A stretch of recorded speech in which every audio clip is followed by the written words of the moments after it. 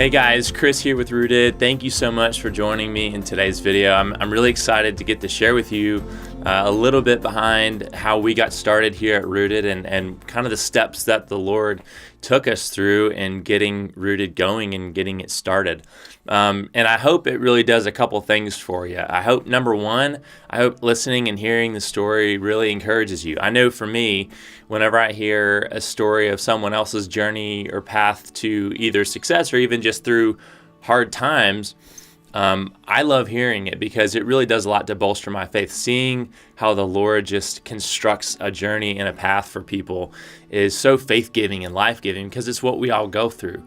None of us have a perfect life, and none of us just get from A to B seamlessly, without any transition or without any error. And so I always love hearing that. It does a lot just to see how God's moved in other people's lives. And so I hope that that's one thing that you can take away from this today. But also, secondly, I hope that it just gives you a glimpse into why we do what we do at Rooted. At Rooted, we do music lessons in studio here in our Atlanta and Alpharetta locations. We also do some online content, and we do all of that for one really big reason, and I'm just excited to share that with you today. So thanks again for joining, and I hope you enjoy just getting to hear a little bit of my story and the backstory of Rooted. So it all kind of starts back when I was in my early 20s. I was playing music and playing full-time with this band called The Museum. And we were a Christian worship pop band. And so we wrote our own music. We had several records come out. We were signed to a record label out in Seattle called Tooth and Nail Records. And they had a subdivision of Tooth and Nail called BEC Recordings that we were signed to. And I had a really great time traveling with them, but I traveled with them through my early 20s, and we would do 150, 200 dates a year, just playing music around different places. We'd do conferences, we'd do student life camps, we would play at churches as one-off dates, we would do our own tours with some other bands as well, and that was a really great experience, and it shaped me a lot, and it was something that just provided a lot of fun and a lot of good times for me and my wife when we were first married. But kind of on the back side of our time with them, and at the end of 2012, we were really my wife and I were feeling like it was time to kind of get out of that season of life. We had been in that season for about 5 years, and we had been married since 2009, so been married for 3 of them. And we had just found out too that we were pregnant with our first child, and so that's always that brings about a different season. It brings about changes in the way that you think about things, and your perspective changes. And so it did for us. Whenever we got to the back end of 2012, my wife was a few months pregnant. We were just thinking, we're gonna have a baby in May, and we both really feel like it's just time to come off the road and time to invest in something here locally. At the time, my wife was in full-time school, so she wasn't really making an income at that point, and my only income was coming from playing music on the road with this band, as well as doing a couple things on the side. And so it was really a really pivotal time in our lives, because everything that I'd ever known about music, about job, about whatever was in the context of this band environment that I had been in. I knew that I was going to make this much every month, and even though it wasn't an astronomical amount, it was something that I could count on, and I knew what was going on. And so that fall, we met with this couple that has been really instrumental throughout our last probably 10 years of life, especially as a couple and then individually as well. We met with Christy and Nathan Knuckles. We went to their house one evening and just kind of told them about our situation and what we were thinking about doing, and a little bit of our fears and reservations. I mean, one big fear for us was, I'm going to leave everything that I'm doing in order to start something completely new, but I didn't even know what it was. I had no idea what God was calling me to. It was just kind of an unknown. It was like an abyss of like, what are we doing? Do we know what you're going to do, Chris? And I would just think, no, I don't at this point. I mean, there were a few options on the table, but none of them just felt right, and so we just went to them and just we're looking for advice and looking for prayer and encouragement. And I remember one thing that Nathan said. They said a lot of things to us that night that were really great, and many other times too. But one thing that he said was he always came back to like, so what's the worst that can happen? He said, if you decide to leave the band and try to do something locally, what's the worst thing that could happen? And it was a little bit of a scary thought to think like through that lens. But once we did, it kind of helped put everything in perspective for us. And we really just trusted the Lord more. We realized our worst case scenario is not even that bad. We have a lot of ability to take some risk at this stage in life. Even though we do have a daughter coming in May, we have some ability and we have some leeway to take some risk, and we'll be okay, even if all else fails. But beyond that, we just trust God to take care of us. We believe that He's leading us into the season, and we're going to trust Him for it. And so after that conversation, we both felt so empowered to move forward with our decision. And so in January, February of that 2013 year, we decided to back out of our constant relationship with the band and started moving forward into another direction, and still didn't really have a really clear view on what that was. My wife at the time had just started teaching kindergarten at this local hybrid school called Legacy Community Academy, and she had just been doing that for a few months at this point. And I told my wife one day, I was like, one thing I can do just to start making some money until we figure out what I want to do is teach music lessons. I know how to teach piano and guitar, and we can at least go from there and see what happens. And I think she was a little bit like, that's what you're going to do? She wasn't super surprised or super excited about that decision, to say the least. I had to kind of prod her a little bit just to get her to talk to some of the leadership at the school about me doing that. She obviously it just didn't seem like this, okay, you're going to go from this to starting to teach music lessons at this little bitty school with about 100 or so kids at it. It didn't seem like the best decision at the time, but it was really where I felt God was calling me to be. And I think she felt that a little bit, but definitely was tense and scared about it. In the meantime, Christy's brother named Eric, he's been just like Christy Nathan. Him and his wife Kristen have been incredible mentors to my wife and I over the last decade. And we went to IHOP one morning because I wanted to tell him about what was going on, just get his opinion, and just let him. And I mean, he's just a guy that you can tell anything to. It's not gonna faze him too much. And he's always going to have something profound, I feel like, to say about the situation. And so we met at IHOP, got some pancakes, got some breakfast, and I was just telling him about what was going on in my heart and where I felt like God was leading us. And he kind of stopped me in my tracks, and he was like, man, that seems like, this just seems like what you're going to do for the rest of your life. I really think that you're going to build a business around this, and that you're going to meet the needs of students from all over, but you're also going to meet the needs of these playing professionals who need something consistent week to week to come and teach, and it's just going to be done in an amazing way. And when he said those words, I mean, I didn't try and liven anything up with him. I didn't try and make this a big deal. I was just like, man, we'll probably have a couple students the first month. It's not a big school. We're just going to take it slow and go from there. But he saw weight and he saw value in what I was doing, and that was massive for me. I really feel like God directly spoke through him to me to just give me that kind of perspective and that kind of vision for what this could be. At this point, Rooted wasn't really an idea. We hadn't, there wasn't a name around it. I was just me kind of starting out teaching some lessons.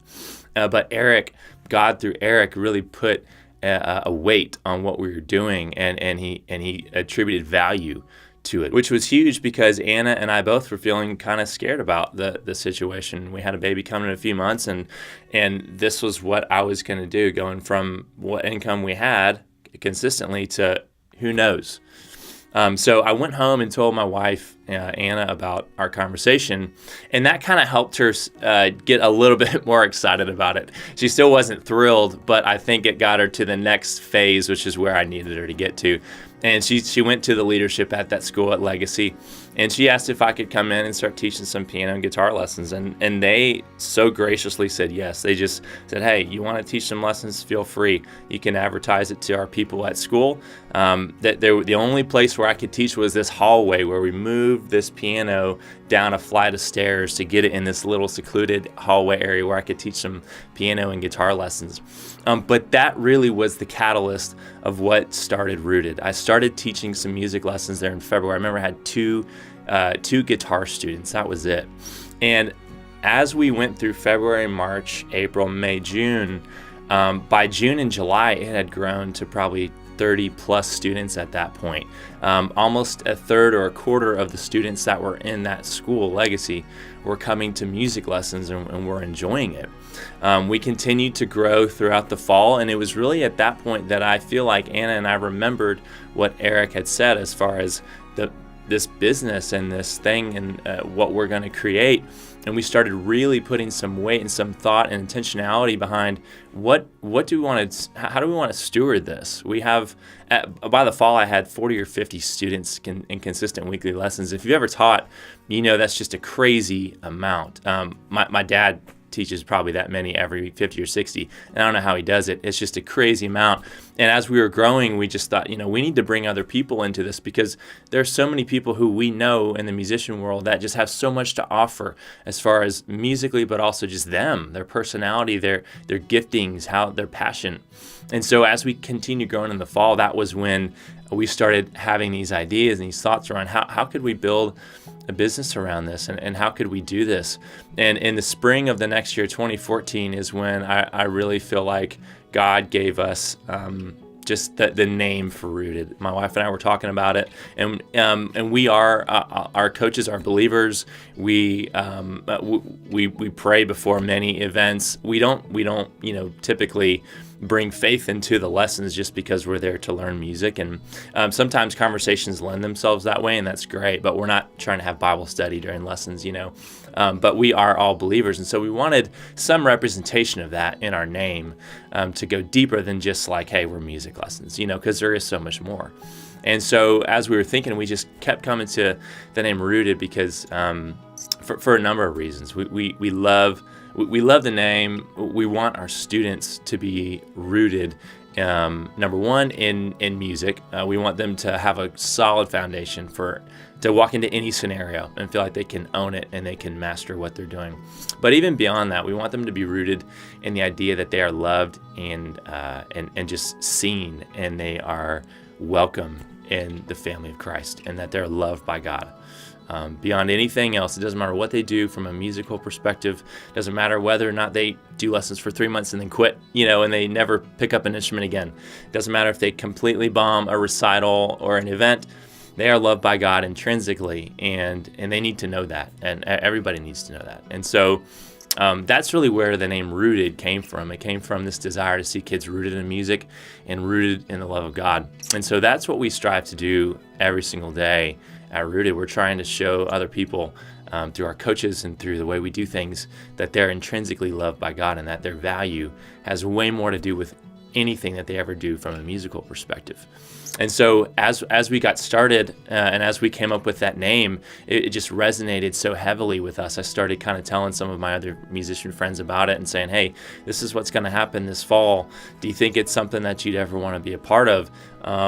And a lot of them at first were pretty hesitant. They weren't real excited about the idea of teaching lessons, just because a lot of them were playing music full time and a lot of them hadn't done it before. But the more I got to share with them my heart and our hearts for what Rooted could be, that's when they really started coming alive. And I think it just speaks to the nature and the character of our coaches, and that they see beyond music. They see life and the world beyond music. They see these students as people who just honestly need something more than music. We all need love and care and attention more than we need to be the best piano player or the best guitar player. Music is more of a means to an end, to be able to show people true, incredible, just ongoing love. And what other way to do that than in a consistent, scheduled time that you have with somebody? It's amazing the opportunity that we have. And so the very first guy I brought on, his name's Paul Whittinghill. He plays drums with Passion Band now, and he was so willing to come in. I mean, he taught a couple of his first lessons at that school, Legacy, really, and kind of a random room somewhere. It wasn't the best sound condition. The drum set wasn't the greatest, but we got something going. And from then on, it's really been an amazing journey. We've had Rooted now for about the last 4 years, and it's been incredible to see what God has done and the way that He's just brought about certain opportunities and certain events. We now have over 20 coaches. We have close to 200 students who are in lessons with us. We have an online division of what we do, and it's just amazing to see what God can do with something so little. We started with 2 students in February of 2013. And not really knowing if that was if it was something that was going to grow, if it was going to be fruitful or something that would just kind of be seasonal and then be done. But God has opened Rooted up to be something that I feel like is so beneficial for so many people, not just students, but also coaches and for myself. I love the interaction that I'm able to have with our weekly students, but also with our coaches. I want to pour into them. They pour in so much to your students and to each student that they have week in, week out. They make them feel loved. They make them feel accepted. They teach them how to be proficient musically. And you just can't really get that a whole lot of places. And so I just love what they bring to the table. And now that we have grown to this size, we're constantly kind of bringing in new coaches, we're bringing in new students, and we love just the platform and the opportunity that we have to influence people. And it's just been this amazing journey, seeing the Lord work through all the different circumstances way back in the beginning, through the different people that really impacted us and that spoke wisdom into our lives at kind of pivotal moments. We would not be anywhere without those people, without people like the Knuckles and the Hills, and honestly, without our coaches coming in every day, every week, just trying to love on the kids and trying to do the best job that they can teaching the kids. So thank you guys so much for listening and just for checking out this video today. I hope you really enjoyed getting to hear the story of Rooted and kind of how we got started doing what we do now. And I hope it just encourages you to kind of take some of those same risks in your own life and to seek those people out who you know have your best interests at heart, and hopefully makes us all people who want to provide that level of encouragement and advice to other people. I feel like we all have opportunities to do that no matter where we are and no matter who we're around, whether it's just a random breakfast conversation at IHOP or whether it's a conversation in our living room with our kids or with some friends. We all have these incredibly awesome opportunities that happen in sometimes the most just mundane environments. But because of God and because of what He can do, there's always weight that can be attributed to those situations. And so I love the story. I love how God's unfolded things. I love how just He's brought about these coaches into our lives to be able to love on students week in, week out. And I love the opportunity to get to speak with you guys. Thank you so much for checking it out. Hope y'all have a great week.